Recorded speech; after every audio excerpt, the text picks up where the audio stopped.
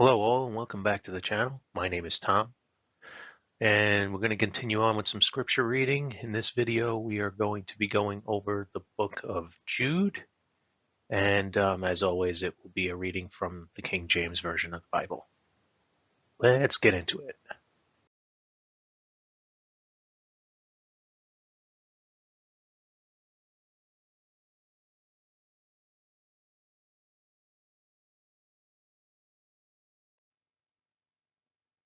Jude 1.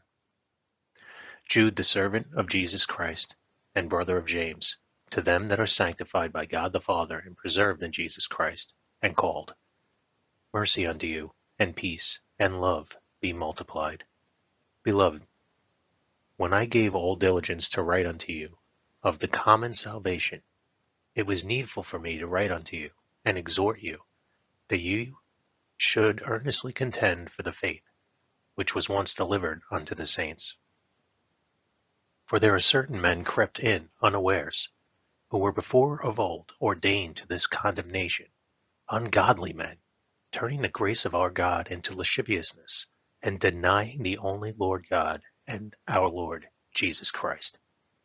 I will therefore put you in remembrance, though ye once knew this, how that the Lord, having saved the people out of the land of Egypt, afterward destroyed them that believed not, and the angels, which kept not their first estate, but left their own habitation, he hath reserved in everlasting chains under darkness, until the judgment of the great day.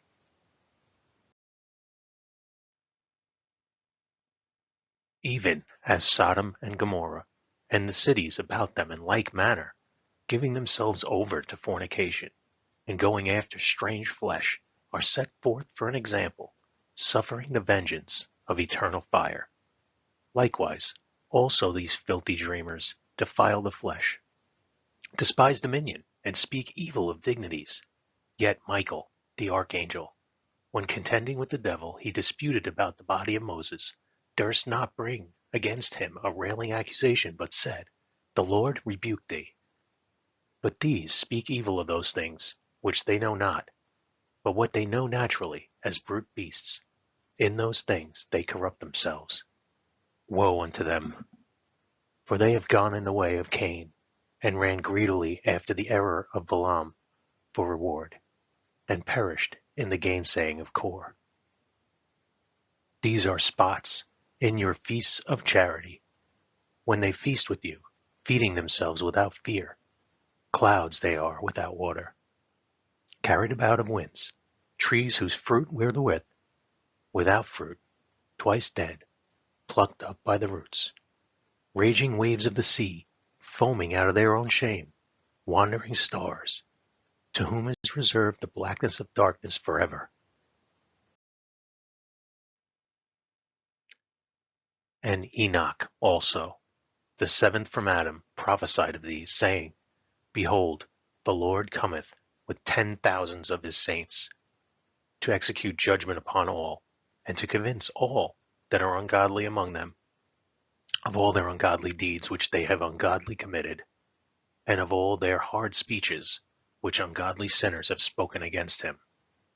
These are murmurers, complainers, walking after their own lusts, and their mouth speaketh great swelling words, having men's persons in admiration because of advantage.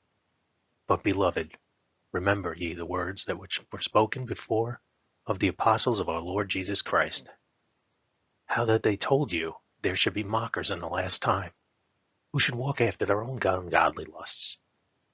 These be they who separate themselves, sensual, having not the Spirit. But ye, beloved, building up yourselves on your most holy faith, praying in the Holy Ghost, keep yourselves in the love of God, looking for the mercy of our Lord Jesus Christ unto eternal life. And of some have compassion, making a difference, and others save with fear, pulling them out of the fire, hating even the garment spotted by the flesh. Now unto him that is able to keep you from falling, and to present you faultless before the presence of his glory with exceeding joy, to the only wise God our Savior, be glory and majesty, dominion and power, both now and ever.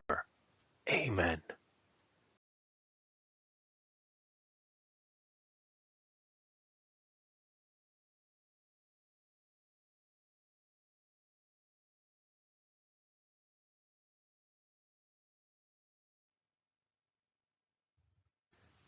The gospel of your salvation.